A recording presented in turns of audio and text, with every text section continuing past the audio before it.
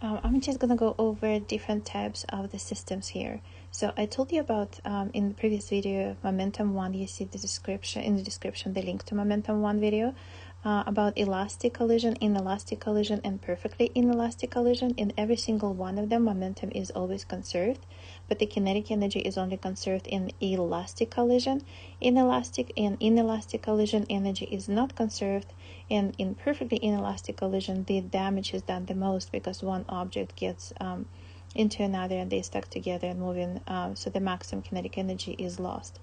But I also wanted to go over isolated system, closed system, and an open system. So an isolated system says that no matter or energy is allowed to enter or leave the system. In closed system, no matter is allowed to enter or leave the system, but energy can enter or leave. And in open system, energy and matter can enter and leave the system. Most of our problems that we're going to be solving is the no energy or matter enters the system, so it's isolated system. Sometimes there can be something with closed system, and I don't think we have any questions in AP Physics 1 where we deal with an open system. So let's look at some questions in this video as well that we have online in our lessons. So example 6.5 is the first one that we're going to look at in this video. The ballistic pendulum is a device used to measure the speed of a fast-moving projectile such as a bullet. The bullet is fired into the large block of wood suspended from some light wires. That means mass is ignored. The bullet is, if it's not lightweight mass, then you have to do it's a little bit different, but it's in a different video when we do rotational motion. The bullet is stopped by a block and the entire system swings up to a height of h. It is possible to obtain the initial speed of the bullet by measuring h and the two masses. As the example of the technique, assume that the mass of the bullet is 5 gram or 0.005 kilogram, 10 to the negative 3 kilogram, 5, 10 to the negative 3 kilogram. The mass of the pendulum 2 is equal to 1 kilogram, and the height that it rises to is 5 centimeters or 0.05 meters. Find the initial speed of the bullet. So because kinetic energy is not conserved in elastic collision, I cannot use kinetic energy before and kinetic energy after, or any energy before and after. So what I'm going to do here is this. I'm going to say the block and the bullet together have some kinetic energy right here. And this kinetic energy is going to go to the potential energy. Setting them up this way, I can find the final velocity of the bullet and the block together. So what I'm going to say, the kinetic energy, because energy after the collision is conserved, energy is not conserved within the collision. So I cannot say the kinetic energy of the bullet is equal to the kinetic energy of the block and the bullet because some damage was done. So I'm going to start with kinetic energy of both of them. So after the collision, I have kinetic energy of both will be equal to the potential energy of both. So that means 1/2 m1 plus m2, velocity of both of them, I'm going to call it final squared, is equal to m1 plus m2 mgh, right? The potential energy. G and the height is given. So the mass and the mass from both sides can be cancelled, and I see that the final velocity after the collision is equal to the square root of 2gh, our old formula, the square root of 2ad. And that is equal to 1 meter per second, if I plug in the numbers. So 2 is given, g is 10, and h is 5 centimeters, 0.05 times 2 gives me 0.1 times 10 gives me 1, square root of 1 is 1 meter per second. And then find initial speed of the bullet. So now when I know the final velocity of both of them, I can do momentum before, momentum after, because momentum is always conserved. So I'm going to say momentum before, so it's momentum of the bullet plus momentum of the block, but its velocity was 0 before the collision, equals to the momentum of both of them after, so it's their mass together because bullet stuck into the block, and then velocity final for both of them. So now if I plug in the numbers, I have the bullet is 0.005. I'm looking for its velocity, plus 0 is equal to the mass of the block is 1 kilogram, so I have 1005, and the velocity of both of them after is 1 meter per second. So the initial velocity of the bullet is equal to 201 meter per second. Here's another example. A bullet with a mass 0.005 kilogram is fired horizontally into a 2 kilogram block attached to a horizontal spring. The spring has a constant of 600 newtons per meter and reaches its maximum compression of 6 centimeters or 0.06 meters. Find the initial speed of the bullet and the block system, and then find the speed of the bullet. So I'm going to do my drawing. And here is the block, and there is a spring. So I have I'm going to mass of the bullet is m sub 0, and velocity of the bullet is v sub 0. And this one is going to be mass, and there's going to be some compression x, and x is given 6 centimeters. The spring constant is 600 newtons per meter. The mass of the bullet given, and the mass of the block is given. So I cannot use this problem again starting with momentum before is equal to momentum after, because I do not know initial or final velocity of both. But I have the compression. If I have the compression, that means the spring is given some potential energy, and the spring gets potential energy from the kinetic energy of the block and the bullet system. So I can say that kinetic energy of them both after the collision is equal to, or will be transferred to, potential energy of the spring. So that gives me 1/2, and I have their masses together, which is 0.005 mass of the bullet, plus the block, which is 2 kilogram, and velocity of them after the collision, I'm going to call this velocity V final. So this velocity V final squared, so that is their kinetic energy after the collision, and that will go into the potential energy of the spring, which is 1/2 kx squared. So we have x 6 centimeters, we have k 600, we have the masses. Let me plug them in. So k is 600, and compression is 0.06 squared. So now I cancel 1/2 from both sides, and when I divide by 2.005 and take the square root, I find that the final velocity is equal to 1.04 meters per second. So this is your initial velocity of both of them after the collision, or the final velocity after the collision. Depends how you're going to call it. And then find the speed of the bullet. Now I can do momentum before and momentum after. So for momentum before, I have mass of the bullet, velocity of the bullet, plus mass of the block times velocity of the block. And afterwards, momentum is both of them stuck together times their final velocity that I just found. So now I can plug it in. I have 0.005.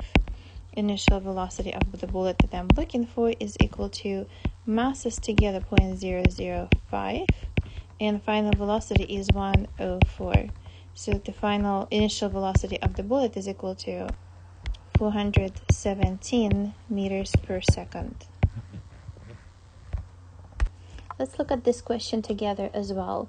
A block of mass m1, 1.6 kilogram, initially moving to the right with the velocity v initial 4 meters per second on a frictionless horizontal track, collides with a massless spring attached to a second block of mass 2.1 kilogram moving to the left with a velocity of negative 2.5 meters per second, as shown in the figure. The spring has a spring constant of 600 newtons per meter. Determine the velocity of the block 2 at the instant when the block 1 is moving to the right with the velocity of 3 meters per second, as shown, and find the compression of the spring while the blocks move at this velocity. So I'm going to highlight everything that is given. So I highlighted everything that is given, and in this question we're going to look at the conservation of kinetic energy from the beginning, because we are given that there's no deformation of the blocks. So because there's no deformation of the block, I can say energy is conserved. So we will say that kinetic energy of both is equal to the kinetic energy of both after. So initial kinetic energy of both is equal to the kinetic energy of both after, plus the spring energy because the spring is being compressed. So here I have kinetic energy initial of both is equal to kinetic energy final of both plus the potential energy of the spring. So energy is conserved because there is no deformation. And then I'm going to plug in everything into my formula. So here I have kinetic energy of both before, so I have kinetic energy of the first and the second. Then I have kinetic energy of both after, kinetic energy of the first and the second after, and potential energy of the spring, potential energy of the spring. Also, they give you the velocity of the first block, 3 meters per second, but they don't give you the velocity of the second one. They ask you to find, but we also do not know the compression. So we do not know by how much the blocks are compressed, because that's what I have to find in the next question. And I do not know the velocity final of the second block. So you have one equation and two unknowns. So what I'm going to do is I'm going to use momentum before, momentum after to find the final velocity of the second block. And then after that, I'm going to find the compression. So for velocity before and after of the first and second block, I have momentum before of the first one, velocity initial of the first one, it's momentum, plus momentum of the second one, initial, is equal to their momentums after they start compressing the spring. And again, momentum is always conserved, so I always can use this formula. So the mass of the first block is 1.6 and velocity is 4. So it's 1.6 times velocity is 4 plus the mass of the second block is 2.1 and negative 2.5 centimeters. So that's 2.1 times negative 2.5 meters per second, meters per second. And velocity of the first one is given 3 meters per second. So first one is 1.6 moving at 3 meters per second plus the velocity of the second one, which is 2.1. I need to find this velocity. So this will be my final velocity of the second block, and I'm going to plug in this number into my equation for the energy. So if I solve this for the final velocity of the block, so I have the final velocity of the block is equal to negative 1.74 meters per second. Negative 174 meters per second. So now, since I know this velocity, I'm going to go back to my kinetic energy problem. They all had 1/2, so I'm going to cancel 1/2 for every single one of them, and I can find compression. So if I plug in my numbers into my equation here, I have the mass of the first one, velocity of the first one squared, plus mass of the second one, velocity of the second squared, equals to mass of the first one its velocity after they started to compress the spring, plus mass of the second one, its velocity after they started compressing the spring, squared, and plus k, which is given 600 newtons per meter, times x squared. And if I solve this one for x, I should get 0.173 or 17.3 centimeters, or 17.3 centimeters is the compression of the spring. So I found first question when they asked me the velocity of the second block, and I found the second question that they asked me the compression of the spring when the block 1 is moving at 3 meters per second. So just to go over quickly over this question. So when the blocks are moving toward each other, they're moving with some velocity. So their momentum is going to be conserved no matter what. And I can find the velocity of the second block using the momentum before and after. Because the spring has no mass, we don't consider any damages in the spring. But there is energy that is taken away from the blocks. Because if I didn't include this potential energy of the spring, then the energy would not be conserved. But because there is no damage and it is elastic collision, energy is conserved. I have the momentum of both blocks before is equal to the momentum of both blocks after, plus the spring is conserved. So some of the energy from the blocks is taken away, initial energy of the blocks is taken away to compress the spring. Here's the next question we're going to look at. Two blocks with mass m and 3m are placed on the horizontal frictionless surface. A light spring is attached to one of them and the blocks are pushed together with a spring between them. A coil initially holding the blocks together is burned. A cord initially holding the blocks together is burned. After this, the block of mass 3m moves to the right with a velocity of 2 meters per second. What is the speed of the velocity of the block? What is the speed of the block with the mass m? And find the original elastic potential energy of the spring, making m is equal to 0.35 kilogram. If the spring constant is given 420, what was the length of the cord? As always, I'm going to underline all the information that is given before I start solving the question. So here I have everything underlined. So I can use momentum before, momentum after to find the velocity of the block m. So momentum before is 0, neither one of them is moving. Momentum after is 0 as well, but there will be velocities moving in different directions. So momentum before of both blocks is 0 before. And momentum after, I have the mass with its velocity and plus 3 times the mass, let's call it velocity 1 and velocity 3, and velocity 3 right here. So 3 times the mass and the velocity of the mass 3. And so I have 0, and I have the mass of one of them is 0.35. Velocity is not given of the first mass.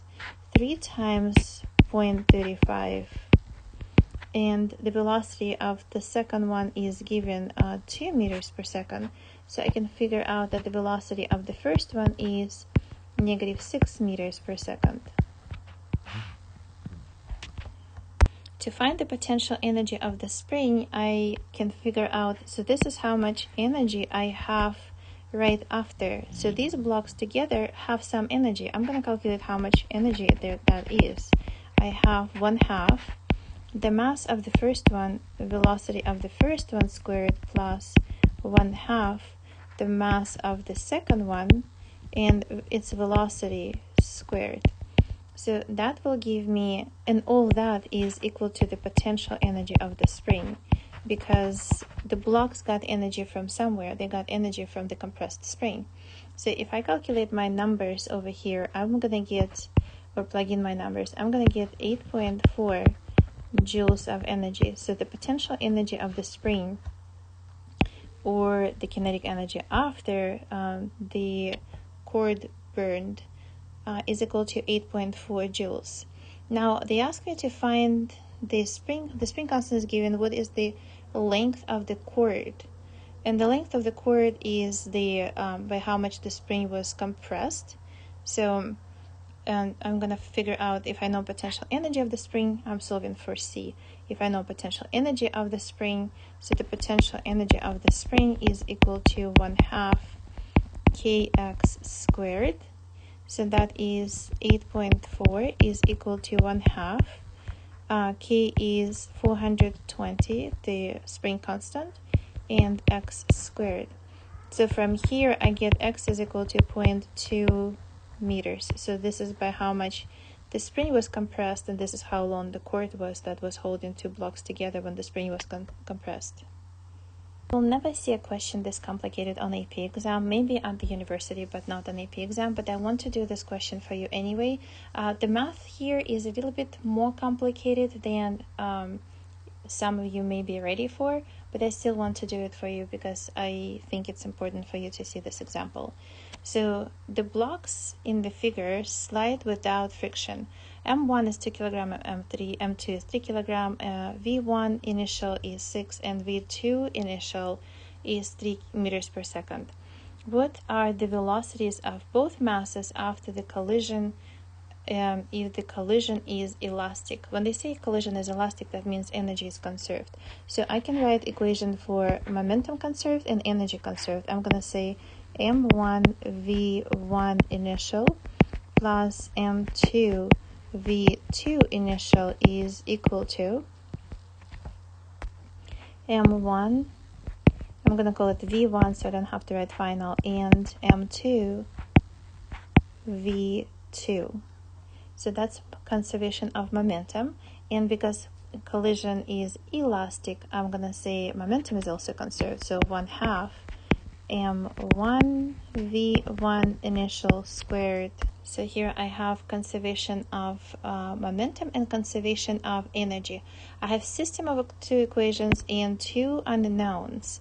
I do not know the final velocity of the first one and the second one, and I do not know the final velocity of the first one and the second one in the second equation. So I have system two equations with two unknowns. So I'm going to solve my momentum velocity for one of them. So using the top equation, I'm going to solve for V2.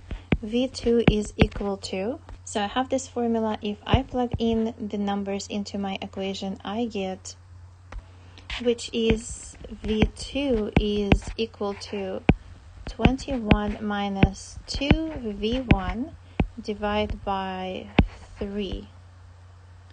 And V2 squared is equal to 21 minus 2V1 squared divided by 9, because I have to square the top and the bottom.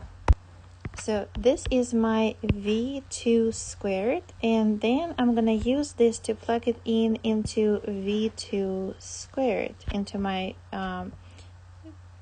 energy formula. But at first I'm going to cancel 1/2 from every single one of them and then plug them in. So now I'm going to write down everything that I have with plugged in V2. So I have everything this far, so I have every single term here. And then the last term, I have plus M2, but instead of V2 squared, I'm going to plug in 21 minus 2V1 squared divided by 9. And then I'm going to times every single one of them. So this term, this term, this term, and this term by 9, because I don't like that fraction. So every single one of them multiplied by 9. So if I times them all by 9, I have 9m1v initial 1 squared plus 9m2v initial 2 squared equals to 9m2v1 final of the first one squared and plus m2. And instead of 9 is going to be cancelled when I times it by 9, but 21 minus 2v1 squared, if you remember this formula, it's the square of the first one minus 2 times their product, which is 2v1, and plus the second one squared, which is 4v1 squared. And I'm gonna plug it in inside of the parentheses right here. So this is what I have inside of those parentheses. Now I'm gonna plug in the numbers and start simplifying. So I plug them all in, and this is what I have. So now I see that every single term can be divided by 3. So I can simplify this a little bit. So I have all these terms, and every single one of them has 3 in them.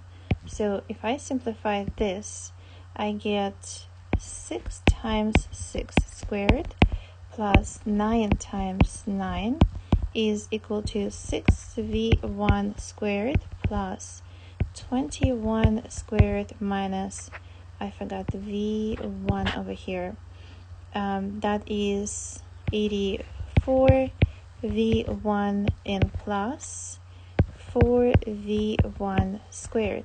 I can collect my like terms, and I'm going to have quadratic equation here. So if I collect my like terms, so I simplified my left and right sides. Now I'm going to subtract 297 from both sides. So I'm going to have 10v1 squared minus 84v1 and plus 441 minus 297, which is 144, equals to 0. Then I see I can divide all of them by 2 to make my numbers a little bit tiny smaller, so I don't have to deal with such big numbers. So I have 5v1 squared minus 42v1 and plus 72 is equal to 0. Now if I use quadratic equation, which is so if you have ax squared plus bx plus c is equal to 0, your x is equal to the negative b plus minus b squared minus 4ac divided by 2 times a. So if I plug them in, I get my v1 is equal to 2.4 meters per second. One of the answers is going to be positive and one of the answers is negative, so you don't look at the negative answer because you're looking at the velocity in this case, and it's moving in the same direction, so we don't change the direction. They're both moving in the same direction. So this is going to be our velocity for v1, and if we take this and plug it into our equation for v2 and solve for it, I'm going to get v2 is equal to 5.4 meters per second.